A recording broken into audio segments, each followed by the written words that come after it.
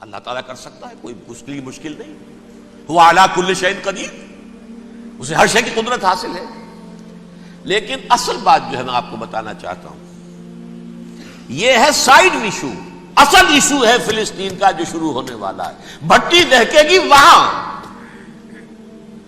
ظاہر بات ہے کہ اگر کوئی بہت بڑا اقدام ہو جاتا ہے فلسطینیوں کے خلاف، اور اگر واقعتاً مسجد اقصیٰ اور قبۃ الصخرہ گرا دیے جاتے ہیں، جو طوفان اٹھے گا عالم عرب میں، یہ حسنی مبارک ہو یا شاہ خالد ہو یا کوئی اور ہو، یہ نہیں روک سکتے اس طوفان کو. نوجوان خون اٹھے گا، غیرت اور جو بھی حمیت ہے. مسلمان ان پڑھ سے ان پڑھ اور بالکل بے دین، وہ بھی مسجد کی حرمت پر کٹ مرنے کو تیار ہو جاتا ہے.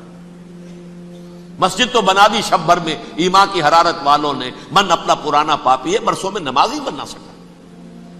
وہ چاہے کانپور کی مسجد سے مسلمانوں نے جانے دی ہے، چاہے وہ شہید گنج کی مسجد تھی مسلمانوں نے جانے دی ہے، چاہے نماز نہ پڑھتے ہو. لیکن یہ جو حرمت اور یہ جو حمیت اور یہ غیرت ہے، اس سے جو طوفان اٹھے گا یہ ہوگا اس ملحمۃ العظما، اس کی طرف پیش رفت ہو رہی. کتاب الملاحم سے احادیث کے حوالے سے کہ جن جنگوں کا حوالہ دیا حضور نے، پیشن گوئی کی ہے، اس کا نقطہ آغاز تھا خلیج کی جنگ. صدام حسین نے اسے کہا تھا یہ مدر آف وارز ہے، ام المحارب، یہ ایک جنگ نہیں ہے. اس کا نقشہ بھی حدیث میں موجود ہے، پیشن گوئی موجود تھی، اس وقت بھی ہم نے شائع کی تھی. لیکن اس میں جو جنگ اب ہونے والی وہ الملحمۃ العظما. ملحمہ کسے کہتے ہیں؟ لحم گوشت کو کہتے ہیں، اور قصائی کی دکان کو عربی میں ملحم کہتے ہیں، جہاں گوشت کے ٹکڑے کیے جاتے ہیں. آج کل مشینوں سے ہوتے ہیں، اب جو ہے وہ ہاتھ سے چھریوں سے نہیں ہوتے، لیکن ٹکڑے ہو رہے ہوتے ہیں، جسموں کے چیتھڑے اڑ رہے ہوتے ہیں. ملحمہ یہی لفظ استعمال کیا تھا حضرت سعد ابن عبادہ نے رضی اللہ تعالی عنہ یوم فتح مکہ. ان کے دل میں تھا کہ اب ہم انتقام لیں گے ان عربوں سے، ان قریش سے. الیوم یوم الملحمہ، الیوم یوم الملحمہ، یہ کہتے ہوئے جا رہے تھے. ایک خاص کیفیت، آج ہے گوشت کے ٹکڑے اڑانے کا دن. حضور سے کہا کسی دن جا کر کے ساتھ تو یہ کہہ رہے ہیں الیوم یوم الملحمہ، الیوم یوم الملحمہ. حضور نے فرمایا نہیں، ان سے کہو جا کر الیوم یوم المرحمہ، الیوم یوم المرحمہ، آج رحمت کا دن ہے، آج تو میں ان سب کو معاف کروں گا. لا تثریب علیکم اليوم، میں تم سے وہی بات کہہ رہا ہوں جو میرے بھائی یوسف نے کہی تھی اپنے بھائیوں سے. اذهبوا فانتم الطلقاء، جاؤ تم سب کے سب آزاد. وہ ملحمہ ہے جس کو کہ حضور نے حضرت معاذ بن جبل رضی اللہ تعالیٰ عنہ سے روایت ہے، اس میں سے جو ابو داؤد میں روایت آئی ہے، اس میں الملحمۃ العظما، عظما مؤنث ہے اعظم کا. آپ کہتے ہیں جنگ عظیم اول، جنگ عظیم دوم. عظیم کا باپ ہو گیا اعظم، سب سے بڑا، اور اس کا مؤنث ہے سب سے بڑی، عظما. الملحمۃ العظما، سب سے بڑی لڑائی. میرے نزدیک یہ وار کے معنی میں نہیں ہے، بیٹل کے معنی میں. انگریزی میں یہ دو لفظ علیحدہ ہیں، وار، بیٹل. وار سالوں کو محیط ہوتی ہے، بیٹل کسی ایک خاص جگہ پر جو لڑائی ہوتی ہے اس کو کہتے ہیں. حضور کے اور قریش کے درمیان 6 سالہ وار تھی، جنگ تھی. لیکن battles, battle of Uhud, battle of Badr, یہ بیٹلز تھی، لڑائیاں تھیں. تو عظیم ترین جنگ شاید اس اعتبار سے نہ ہو جیسے کہ ورلڈ وار 1 اور ورلڈ وار 2، یعنی اس کی وسعت کا اتنا معاملہ نہیں اور طوالت کا نہیں. لیکن جو لڑائی جو ہے بیٹل ہونی ہے، جس کو کہ یہ لوگ، یا چونکہ میں نے کہا تھا شروع میں کہ سرما ہے میری آنکھ کا خاک حجاز و ہول قدس. نیو ٹیسٹمنٹ کی آخری کتاب ہے the book of revelation, revelation of Saint John. اس میں آرمگڈون کہا گیا ہے اسے. ہر مجدون، یہ عبرانی لفظ ہے. ہر کہتے ہیں اونچی جگہ کو، سطح مرتفع. مجدون میگیڈو، میگیڈو ایک وادی ہے، مرتفع، وادی مرتفع. یہ ہے واقع لبنان، اسرائیل اور شام کے درمیان جو ٹکڑا، جو ٹرائنگل بنتی ہے، یہ ہے. یہاں پر بڑی جنگ لڑی جائے گی، اور یہ جنگ جنگ صلیب ہوگی جو کہا ہے بش نے. یہ جنگ صلیب 2nd ملینیم شروع ہوئی تھی تو پہلی صلیبی جنگ ہوئی تھی. 3rd ملینیم شروع ہوا ہے، یہ 2nd صلیبی جنگ ہے، یہ کروسیڈ ہے. اور میں اس مرتبہ امریکہ گیا تھا تو پہلی مرتبہ مجھے وہاں ایک رسالہ ملا ٹرمپٹ نام کا. یہ امریکہ کے جو بہت ایکسٹریمسٹ قسم کے پروٹیسٹنٹس ہیں، یہ ان کا رسالہ ہے، اور ان کے بارے میں اب کہا جا رہا ہے وہ کرسچین زائنسٹ ہیں. آپ شاید پہلی مرتبہ یہ لفظ سن رہے ہوں. زائنسٹ تو ہم سمجھتے ہیں یہودیوں کو، کرسچین زائنسٹ وہ ہیں جو ہیں تو عیسائی پروٹیسٹنٹس ہیں، لیکن اسرائیل کے وہ حمایتی یہودیوں سے بڑھ کر ہیں. یہ میری کسی پہلی تقریر میں شاید بہت سے حضرات کو یاد آ جائے، میں نے کہا تھا 4 سال پہلے ہمارا تنظیم اسلامی کا ایک کنونشن ہوا تھا ہیوسٹن میں، امریکہ کا جنوبی علاقے کا شہر ہے. ایک سیشن اس میں ہم نے رکھا تھا انٹرفیتھ، ایک عیسائی کو بلایا تھا، ایک یہودی بہت بڑا وہاں کا عالم ہے اس کو بلایا تھا. اس یہودی عالم نے ڈاکٹر وشوگراڈ، جو وہاں کی یونیورسٹی میں پروفیسر ایمیریٹس ہے، اس نے کہا تھا کہ یہ اسرائیل کو تو سپورٹ کر رہے ہیں عیسائی، ہم تو نہیں کر رہے. جو پریکٹسنگ یہودی ہیں وہ زیادہ اسرائیل کے حق میں نہیں تھے، یہ تو سن 67 کے بعد انہوں نے اسرائیل کو تسلیم کیا ہے. وہ تو منتظر تھے کہ ہمارا مسیحا آئے گا تو اس کی قیادت میں جنگ کریں گے، جیسے شیعہ منتظر تھے کہ مہدی موعود آئیں گے تو پھر ہم کچھ کریں گے. وہ امام خمینی نے کہا بھائی جب وہ آئیں گے آ جائیں گے، لیکن ہم کچھ راستہ کے لیے. زائنسٹ نے آگے بڑھ کر ریاست قائم کر لی، اور جب یروشلم پر بھی پورا قبضہ کر لیا تب جو ہے در حقیقت مذہبی یہودی جو ہے پھر انہوں نے اپنایا ہے، اون کیا ہے، اور نئے سیٹلمنٹس جو بھی بنے ہیں وہاں پر اسرائیل میں، اس میں اکثر و بیشتر مذہبی یہودی آیا، اور بروکلن کے علاقے سے سب سے بڑھ کر آئے ہیں، جو امریکہ میں نیو یارک کا ایک جنوبی علاقہ ہے، بہت بڑا یہودیوں کا بہت بڑا گڑھ ہے. نیو یارک کو جیو یارک بھی کہا جاتا ہے، وہ تو اصل میں مرکز جو ہے وہ تو یہودیوں کا ہے. اس حوالے سے وہاں پر جو کرسچن زائنسٹ کہلاتے ہیں وہ اسرائیل کے یہودیوں سے بھی بڑھ کر کہیں سپورٹر ہیں. بہرحال اس دوسری صلیبی جنگ کا معاملہ جو میں کہہ رہا تھا ٹرمپٹ نامی رسالہ، اس کا ایک مضمون ہے دی لاسٹ کروسیڈ. اب یہ آخری کروسیڈ ہے جو شروع ہونے والا ہے. میں تو حیران ہوں کس قدر کھل کے وہ باتیں کرتے ہیں. رومن کیتھولکس کو وہ کہتے ہیں کہ یہ شیطان ہے، یہ پوپ شیطان ہے، یہ یورپ کو اس نے جمع کیا ہے کرسچینٹی کی بنیاد پر، اور اس میں زیادہ تر کیتھولکس ہیں. آپ کو معلوم ہے برطانیہ بڑی مشکل سے شامل ہوا ان کے ساتھ، اس لیے کہ وہ پروٹیسٹنٹ کا سردار تھا، ابھی پوری طرح نہیں ہے.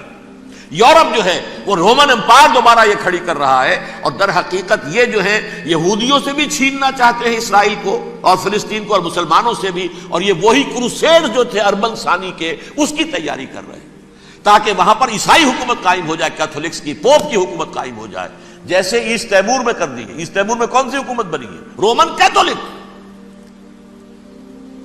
رومن کیتھولک اسرائیل میں بنے تاکہ یہ سارے مقامات مقدسہ جہاں اسرائیل پیدا ہوئے، بیت حضرت مسیح پیدا ہوئے بیت الحم کہاں ہے؟ وہی ہے کہ نہیں؟ جہاں سے ریزریکشن ہوا ان کے خیال میں وہ کہاں ہے؟ وہیں پر ہے کہ نہیں؟ بڑے بڑے گرجے ان کے وہی ہیں. تو اس اعتبار سے ان کا کہنا یہ ہے یہ لاسٹ کروسیڈ کی تیاری ہو رہی ہے، یہ کیفور. اور ان کا کہنا یہ ہے کہ یہ پوری طاقت نیٹو کی جو ہے، یہ پہلے جرمنی سے لائی گئی بوسنیا، انہوں نے خود وہاں جنگ کروائی، انہوں نے خود وہاں پر ایتھنک کلینسنگ کروائی، پھر خود مصالحت کے لیے آ گئے، پھر کوسوو میں انہوں نے خود آگ بھڑکائی. یہ میں نہیں کہہ رہا، یہ وہ ٹرمپٹ رسالہ امریکہ سے چھپنے والا پروٹیسٹنٹس کا رسالہ ہے جو یہ کہہ رہا ہے. پھر انہوں نے کوسوو کے اندر کروایا، اور پھر وہ وہاں پر پیس فورس کی حیثیت سے آ گئے. اب وہ میسیڈونیا میں کروا رہے ہیں اور وہاں داخل ہو گئے ہیں. اگلا قدم ان کا سائپرس ہوگا، سائپرس میں ترکوں کو اور وہ گریکس کو لڑائیں گے اور وہاں آ جائیں گے، وہاں سے ایک چھلانگ لگائیں گے اور یہ فلسطین میں پہنچیں گے، اور یہ وہاں پر ایک رومن امپائر، اپنی پرانی رومن امپائر کی طرح کی رومن کیتھولک ریاست قائم کرنا چاہتے ہیں. تو وہاں امریکہ کے عیسائیوں میں بھی کوئی ایک طبقہ نہیں ہے، کیتھولکس بھی ہے، کیتھولکس زیادہ نہیں ہے ہمدرد، لیکن اب تابع ہو چکے ہیں. اسحاق ریبین نے جب یہ پیس ٹاک شروع ہوئی تھی، آپ کو یاد ہوگا شاید، کہ جب وہ آیا تھا واشنگٹن سے واپس فلسطین اسرائیل، تو پہلے روم میں رکا for an audience with the pope, اور پوپ کو اس نے ایک مرتبان سا پیش کیا تھا، حضرت سلیمان علیہ السلام کے زمانے کا مرتبان، اور کہا تھا دیکھیے 3000 برس تک ہم نے اس کی حفاظت کی ہے، اب یہ میں آپ کے حوالے کر رہا ہوں. اس کے بعد سے پوپ جو ہے بالکل رام ہو گیا اور وہ عیسائیوں کے ساتھ اور یہودیوں کے ساتھ ان کا پورا معاہدہ ہو. اب پورا عیسائی ورلڈ جو ہے بعثت مجموعی یہودیوں کے شکنجے میں ہے. البتہ ان کے اندر بھی جھگڑے ہیں. جو وہاں پر وائٹ کرسچن ملیشیاز ہیں وہ ایکسٹریمسٹ ہیں کیتھولکس. ان کے نزدیک دشمن نمبر 1 یہودی، دشمن نمبر 2 مسلمان، دشمن نمبر 3 جو یورپ میں کالے ہیں، ایفرو امریکن، چاہے وہ عیسائی ہو گئے ہوں کوئی بھی ہو. یہ 3 دشمن ہیں جن سے انہوں نے کلینز کرنا ہے، صاف کرنا ہے ان کے خیال کے مطابق امریکہ کی سوسائٹی کو. اولاً یہود، پھر مسلمان، اور پھر یہ جو کالے ہیں. لیکن دوسری طرف پروٹیسٹنٹس کے اندر ایکسٹریمسٹ وہ ہیں جنہیں کہا جا رہا ہے یہ کرسچین زائنسٹ ہیں، یہ اسرائیل سے بڑھ کر سپورٹرز ہیں. بہرحال یہ اب جنگ ہوگی، اس کا نتیجہ کیا نکلے گا یہ تو اللہ ہی جانتا ہے. اب میں آخری بات کی طرف آ رہا ہوں. آخری نتیجہ تو جو بھی کچھ اپس اینڈ ڈاؤنز آئیں گے. تلک الایام نداولھا بین الناس. آخری نتیجہ ڈراپ سین وہ یہ ہوگا کہ اللہ کے دین کا بول بالا ہوگا اور پوری دنیا پر محمد کے لائے ہوئے دین صلی اللہ علیہ وسلم کی حکومت قائم ہوگی. وہ گویا قیامت کی تمہید ہوگی، اس کے بعد بس قیامت آئے گی. کیونکہ مقصد کائنات، تخلیق کائنات پورا ہو جائے گا. پوری مخلوقات کے اندر مقصد تخلیق، کلائمیکس آف کریشن محمد الرسول اللہ صلی اللہ علیہ وسلم. دین کی تکمیل محمد الرسول اللہ صلی اللہ علیہ وسلم. اور اس خلافت عرضی کے لیے جو حضرت آدم کو خلافت دی گئی تھی، جب اس میں وہ خلافت پوری دنیا پر قائم ہو جائے گی اس کا مقصد پورا ہو جائے گا. And that will be the beginning of the end. اس کے بعد قیامت ہے. آخری نتیجہ تو یہ نکلنا ہے. اس سے پہلے سزائیں ہمیں بھی مل رہی ہیں. اور یہاں میں کانٹے کی بات جو چھوڑ گیا تھا اس کو بیان کر دوں.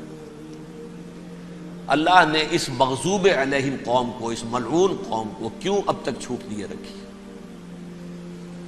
میں بتا چکا ہوں یہ بڑے عذاب کے مستحق ہو چکے تھے حضرت عیسیٰ علیہ السلام کے زمانے میں. چھوٹ دی ہے، ابھی تک ہے، بلکہ ایک مرتبہ ابھارا ہے. 1900 برس کے بعد ابھرے ہیں یہ.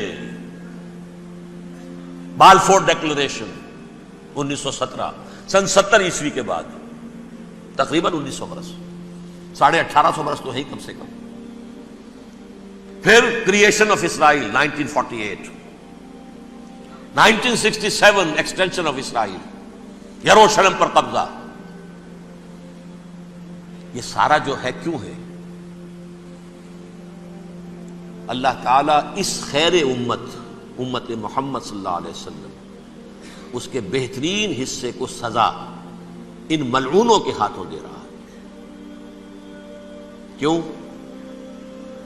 جو جرم انہوں نے کیا تھا وہی ہم نے کیا.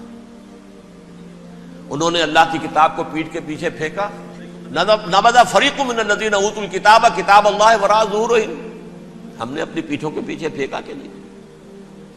کولونیل رول سے آزاد ہوئے، کہیں اسلامی قانون نافذ کیا، کہیں اسلامی نظام قائم کیا. تو جو جرم ان کا تھا وہی ہمارا ہے. اور ہم خیر امت ہیں، اور ہمارے میں سے خیر ترین عرب ہیں. ان پر اللہ کا فضل، ان کی مادری زبان میں اللہ کی کتاب موجود ہے. پھر انہوں نے اللہ کے دین کو پیٹھ دکھائی. جو ملک آزاد ہوا کولونیل رول سے، یا اس نے قبلہ کر لیا اپنا ماسکو کی طرف، یا کر لیا واشنگٹن کی طرف. کسی نے مکے کو قبلہ بنایا. یہ بدترین سزا ہے. ویل للعرب من شر قد اقترب. اور ترمذی شریف میں تو یہاں تک روایت ہے، من اقتراب الساعۃ ہلاک العرب. قیامت کے قرب کی ایک نشانی یہ بھی ہوگی کہ عرب ہلاک ہو جائے گے. ایک حدیث میں الفاظ آتے ہیں کہ حضور نے جب کہا یہ ہوگا یہ ہوگا یہ ہوگا، یہ بربادی آئے گی، تو کسی زوجہ محترمہ نام میں بھول رہا ہوں، انہوں نے پوچھا کہ عرب اس دن کہاں ہوں گے؟ فرمایا العرب یومئذ قلیل، بہت کم. آخری خاتمہ ہونا ہے یہود کا حضرت مسیح علیہ السلام کے ہاتھوں. وہ عذاب جو 2000 برس تک ان سے چلا رہا وہ آئے گا، اور ان کے رسول ہی کے ہاتھوں آئے گا. لیکن اس سے پہلے مسلمانوں پر یہ عذاب آ رہا ہے، ہولوکاسٹ کے درجے کا عذاب آ رہا ہے. البتہ ہم پاکستانی اس میں یوں سمجھ لیجئے کہ وہ تو خبریں موجود ہیں احادیث میں، وہاں تو جو ہونا ہے. اتنے انسان مریں گے کہ ایک پرندہ جو ہے اڑتا چلا جائے گا، وہ نہیں چاہے گا کہ نیچے اترے تو کسی لاش پر اترے، اسے جگہ نہیں ملے گی زمین خالی کر کہیں اتر سکے، تھک ہار کر گرے گا، مرے گا تو بھی لاش کے اوپر گرے گا. یہ الفاظ ہیں حضور کے صلی اللہ علیہ وسلم. الملحمۃ العظمی الملحمۃ الکبریٰ، یہ لاسٹ کروسیڈ. ٹرمپٹ اخبار نے، میں اس کا فوٹو اسٹیٹ بھی کبھی آپ کو دکھا دوں، ویسے میرے ساتھ ہے وہ رسالہ ٹرمپٹ، دی لاسٹ کروسیڈ، اس کی تیاری ہو رہی ہے. وہ الملحمۃ العظمی اور ملحمۃ الکبریٰ جو ہے وہ آنے والی ہے. ابن ماجہ میں کبریٰ کہا ہے، اکبر کا مؤنث کبریٰ. ملحمہ کبریٰ سب سے بڑی جنگ، اور ملحمہ عظمی سب سے عظیم جنگ. یہ ہوگی اور بہت جلد ہوگی.